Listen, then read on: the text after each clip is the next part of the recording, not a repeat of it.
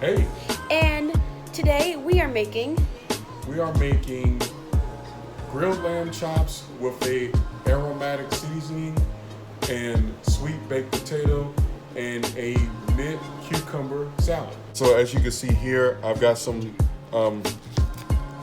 French rack of lamb. Okay, and you can get this from anywhere, typically Sam's Club, or you can get it from Whole Foods or any butcher shop that may do some little bit upscale or fancy. Typically lamb, it can be kind of expensive. Always recommend going to Sam's. They usually average around $15 a pound or less. That's usually a pretty good deal. Other places are going to be a lot more expensive. So we're going to prep the lamb in just a moment. So right now my dad is taking off the package off the lamb and he is going to be rinsing it off. Well, really good. It's good to kind of wash your meat off a little bit, at least a little bit.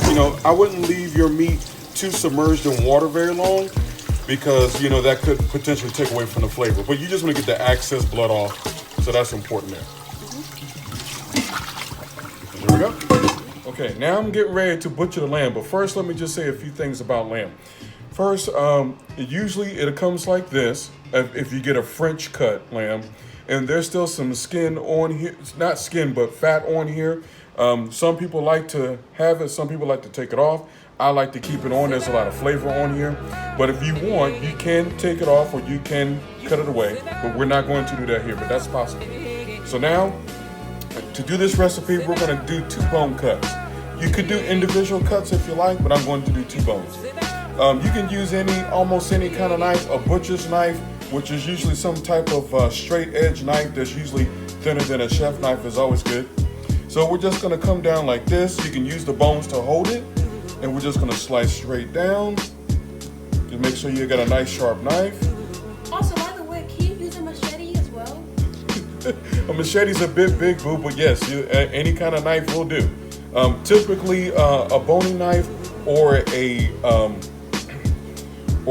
butcher's knife will also work as well, which is the very big cleaver. And as you can see here, we're getting nice cuts here. Okay, let's continue. I thought you cut them in each division. No, the reason why I don't want to do that is for this particular, you could cut individual, but I don't want this to cook too fast. I got to do a lot of meat at once because it's going to be at least 4 of these racks that we're doing, and I won't be able to fit all of these on the grill if we do individual. I can fit more on the grill with these bigger cuts of meat, and then I can finish this off in the oven. All right, so we'll be cutting the other lamb off camera. Okay, so we're going to put together the marinade for the lamb. Typically, with lamb, it's always it can be good with salt, pepper, garlic, rosemary, and oil, which is what I typically like to do. But I want to try something different, so we're going to go through in a different array of spices here. So we have coriander, turmeric, ginger, cumin, chili powder, dark chili powder. I'm gonna do some fresh garlic. You can get garlic paste or fresh garlic, it doesn't matter. We're gonna use a little bit of this gram masala. I tasted this the other day and it's got a good flavor to it, so I wanna add it in. And then we're gonna put this all together with some extra virgin olive oil.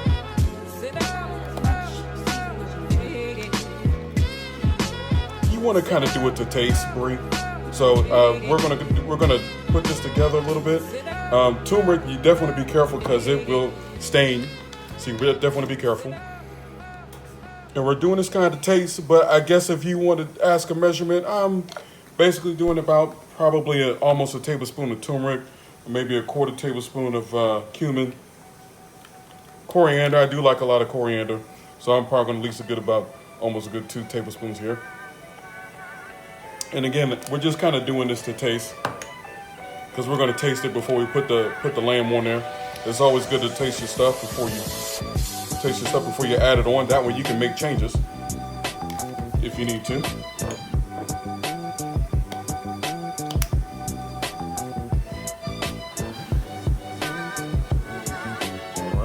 masala. It's pretty strong. Not gonna use a whole lot of that. Okay, ginger. Ginger is also a very strong product. So again, not too much. That's gonna be enough there. And then we also have our garlic.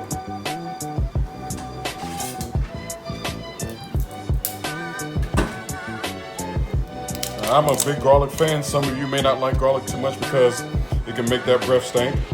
But I like a lot, so funky breath for me. And then we're gonna, also what I failed to mention is I'm gonna do some pink Himalayan salt. Always gotta have that salt in there. Yes, I'm gonna put some black pepper as well. S&P. Never leave home without it. Wait, what? S&P, salt and pepper. Oh, I thought you said pea, like pea. You know. No, I like to use fresh cracked black pepper. We're gonna do we'll do a medium grind. That's good. We'll do a medium grind here. For some reason, I just said like pea, you know, the little green peas. Yeah, I got it. Okay. I'm gonna add a little bit more salt. Now, lamb does have a bit of a salty flavor, so you don't want to go overboard with it, but definitely want my meat to be well seasoned. We're gonna add our olive oil here.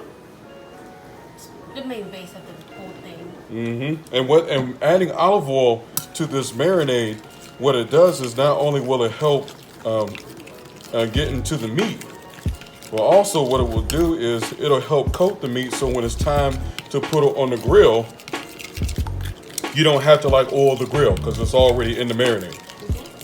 So we're gonna mix it up like that. And then we're gonna add this to the lamb. Okay, now we have our lamb that's been rinsed off. We've butchered it into 2 bone pieces, as you can see here. And then we have our marinade. Now it's time to combine. I typically don't wear gloves when I mix marinade for me. Because I make sure I wash my hands, and that's something that felt eventually at the beginning. Always make sure you wash your hands before you start. But since we have turmeric in this, I wanted to protect the color of my hands this time. So now we're gonna combine, and then I'm gonna take my hands and I'm gonna toss the lamb rack, the lamb chopped pieces, and mix them well together. And once this is well mixed, just gonna get all in here and just toss it all up, get it well incorporated. And again, turmeric can turn things yellow and stain, so be careful. And I recommend in this particular situation, go ahead and wear some gloves.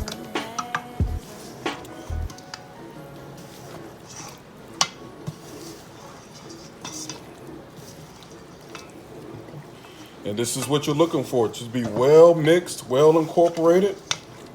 Make sure you check your pieces. Make sure they got all the seasoning, and rub your pieces kind of together a little bit as you're tossing. And as you can see, these are very well marinated, and we're gonna let these marinate for 24 hours.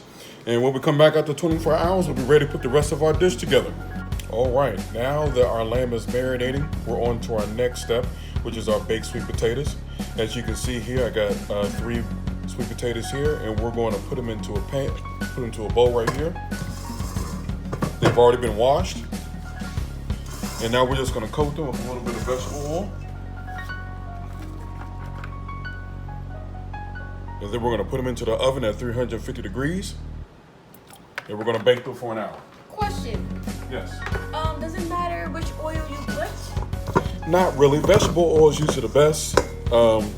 You can use any type of regular vegetable oil is usually the best thing to go with. I wouldn't use olive oil or peanut oil. Or sunflower oil? Sunflower oil you could probably do, but typically vegetable oil is good for this. We're gonna place them onto a pan with foil.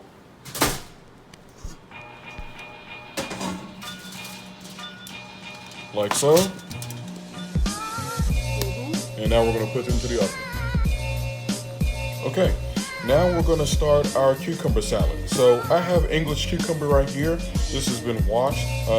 English cucumber usually comes in this form. Just take the plastic off. We're going to wash it off. And what we're going to do with this cucumber salad is, one of the things with cucumbers is it has a lot of water.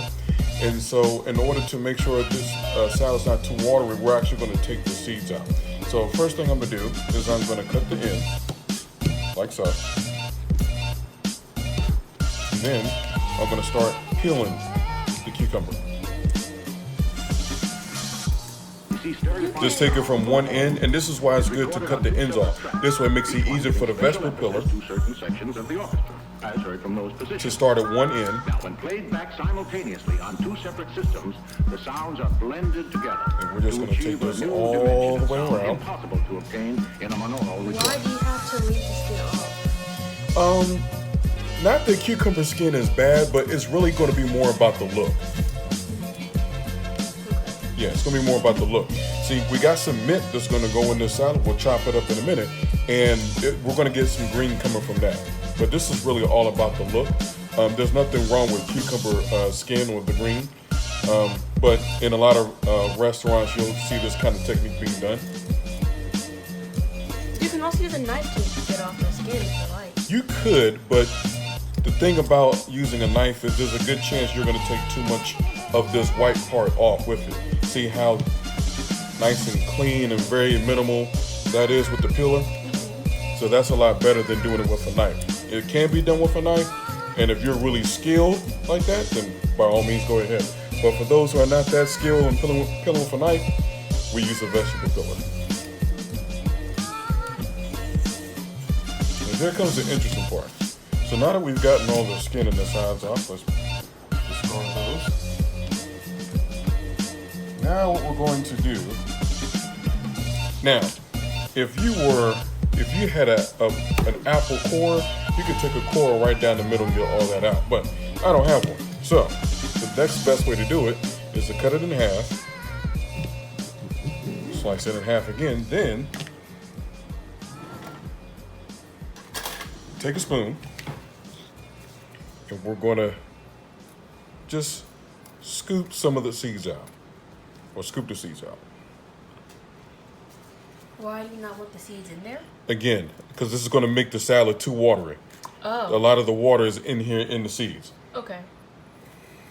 So we're just going to take that part out. Just like that, with a spoon. Make that nice hollow. Because this is the same process you would use if you were cutting a cantaloupe. You cut the cantaloupe, right? You cut it open and you get all the seeds out. Can't really eat the seeds. You can eat not sunflower, but cucumber seeds. But again, it's going to make the salad too watery.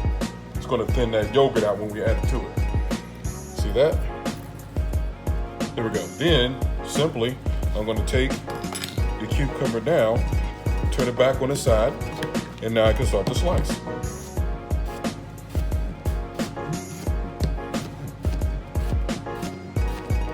And you see we're getting these nice half moon shapes, looking like little boomerangs.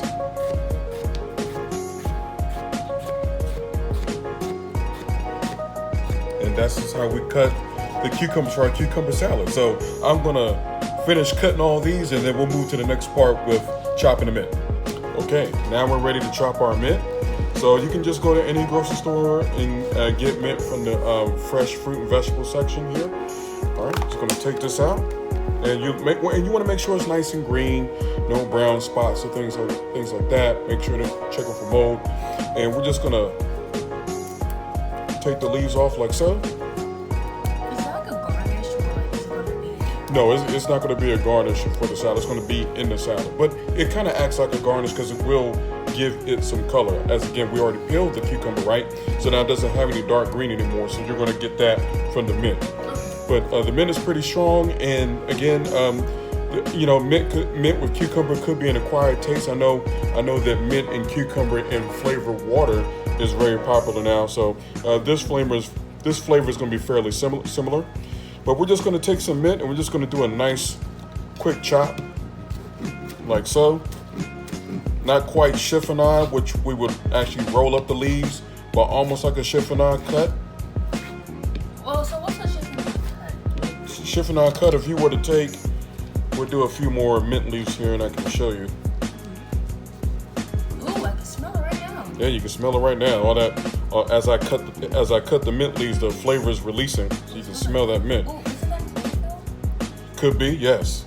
Could be the chlorophyll releasing. Oh, I didn't know chlorophyll had a smell. Well, no, it doesn't have a smell, but it's kind of like when you cut something, especially like a plant, and you start to open up the cells when you cut it. But here, a chiffonade here is just rolling the leaves like so, and then coming across like that. That's a chiffonade cut. And it might be a little bit on the thick side. Top chefs can do a lot thinner. But again, we're not trying to do a chiffonade. I just gave you an example. We're just trying to chop, excuse me. And then we're gonna add this to our cucumbers.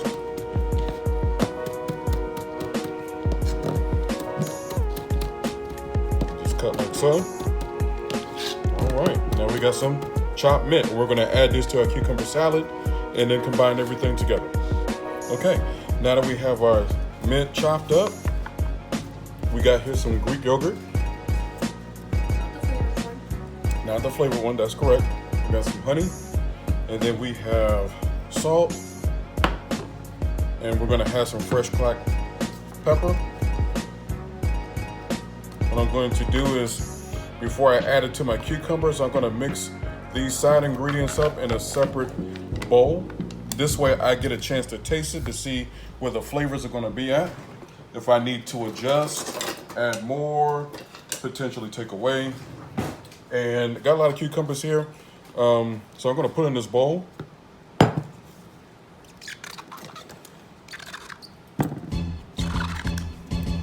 Chunky. Yeah. A little chunky, yeah. We're gonna add a little bit of honey.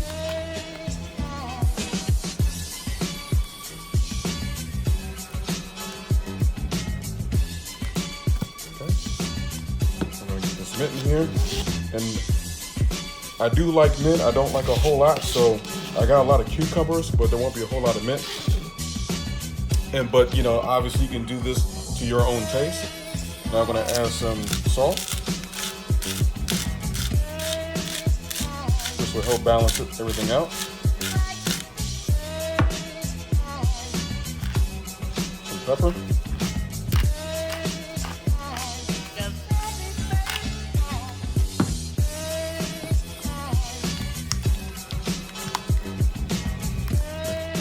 Mix.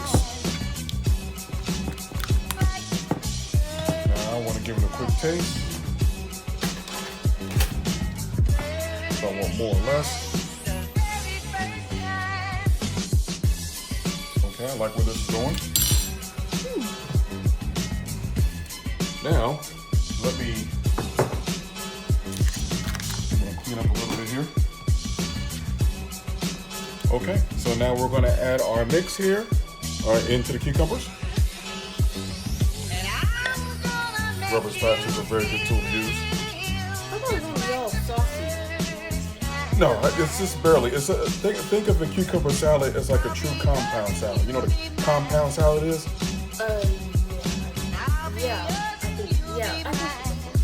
No, a compound salad. A compound salad is when you have many different ingredients, typically cold ingredients, and you compound them together. You mix them up. Something like a chicken salad, tuna salad, egg salad, pasta salad. Those are compound salads. Well, this cucumber salad, mint salad that we're making today is a compound salad. So I don't want it to be too saucy. Right? Just enough to incorporate.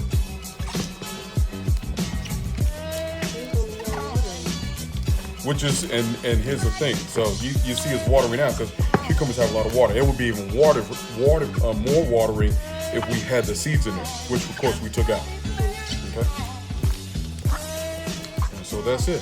So this is our cucumbers mint salad, and we're going to add this to our lamb dish later on. So now we got this made. We'll put this in the refrigerator because it is a cold item, so it needs to remain cold, right? At least 40 degrees or below. Okay. So when we come back, we will be working on grilling our lamb. So I'm just adjusting the flavor. I got a chance to taste my cucumber mint salad. So I'm going to add a little bit more salt and pepper to it. And just mix it in. But again, you can just season this to your taste, to your liking. right? You don't want a whole lot of mint. Maybe you don't want mint at all. You just want the yogurt. That's fine too. Just the yogurt and the honey. So if you season it the way that you like it, just remember to just taste it as you go. Yep. And you the salt. Now it's much better. Okay. So now we have our lamb here that we marinated yesterday for about a good 24 hours. And so now we're ready to put it on the grill. So here's the way you should do this. Make sure your grill's nice and hot. Now I have a grill plate here and we're using an electric stove. So I got it set on 8, which is about mid to high. Basically, I just want to get a nice grill marks on the lamb and then we're going to finish them off in the oven. So as you can see here, hear that sizzle? That's what you're looking for. So we're going to put them face down. This is the top. And we're going to put them face down.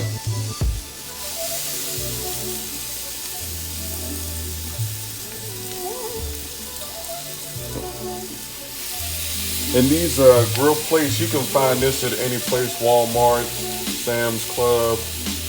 I got this one from Bed Bath & Beyond.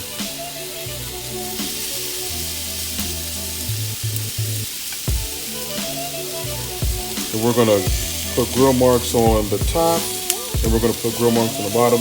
Be careful, this one doesn't have any handle, so make sure that you're using some type of towel or some type of oven mitt so that you don't burn yourself.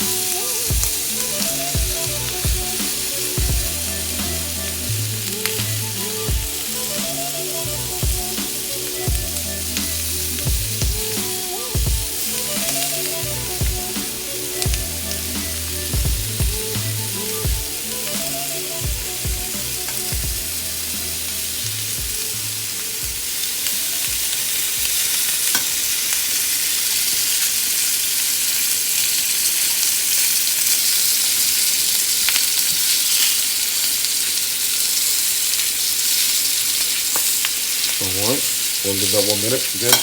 So we're gonna put grill marks on the lamb, and then once we finish putting marks on it, I got a sheet pan ready with foil on it, and then we're gonna put it into the oven.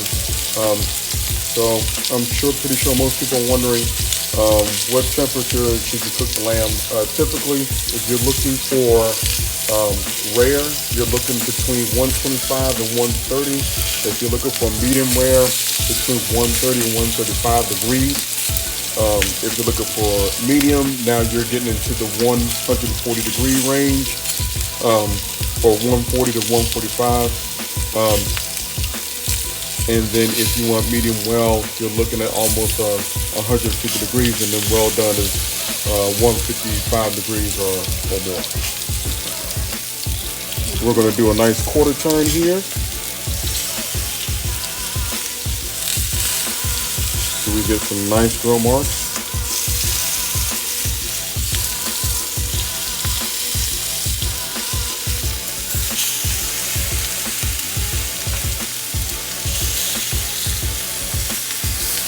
Smelling pretty good, isn't it, bro? That nice marinade from we did yesterday. It makes a big difference. I've always say if you're going to cook meat, I think it's always good to marinate it. You know, if you're doing something fast and in a hurry, of course you can always season it day of. But I think the best way to do meat is always to marinate it at least 30 minutes, if not a whole day if you can do it.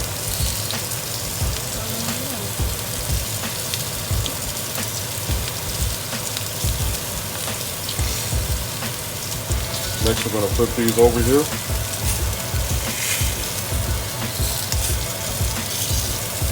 As you can see, the nice grill marks are on there. Look at those nice grill marks. Very nice.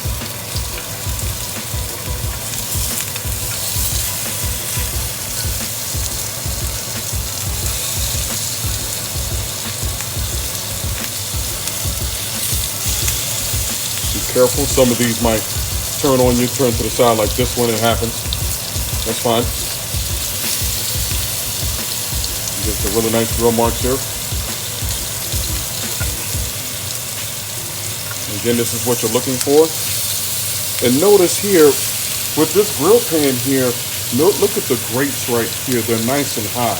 A lot of grill pan plates tend to be low. So you want to look for a nice grill plate that's got high grate. This is how you're able to get the nice grill marks that you're seeing now. So this is really good when you want to grill fish and salmon or anything. Burgers. Okay. So we've cooked our sweet potatoes now at 350 degrees for an hour. So they're done and ready to go. Typically, temperature-wise, you're looking for 145 degrees as with most vegetables. So I'm going to take my knife here, and now I'm going to slit down the middle here, on all three. And Bree always gets the big potato, just so you know that middle one, that's going to be for Bree. We always give her the big potato. And then we'll crack it open a little bit like so. See that steam starting to come out?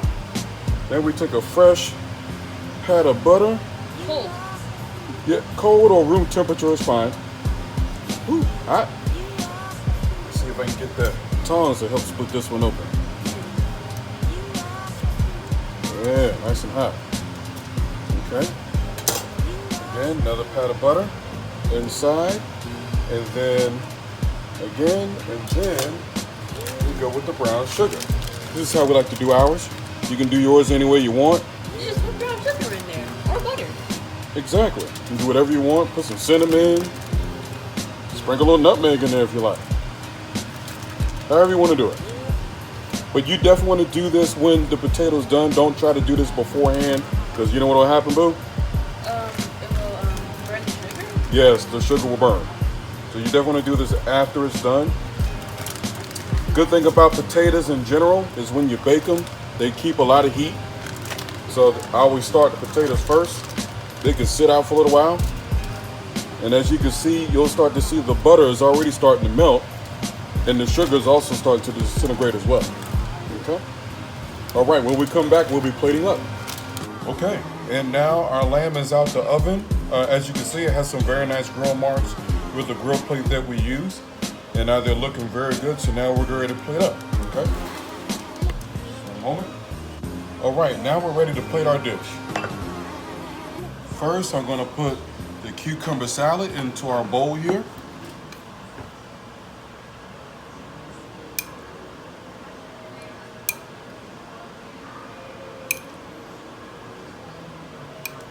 One reason why we're putting it into a bowl is not only for nice presentation, but it is a cold item.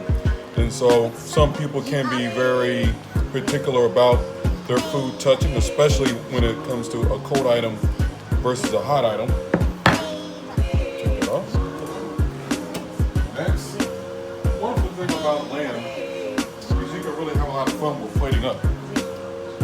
With the way that it's shaped, you can make a nice bridge. Very nice.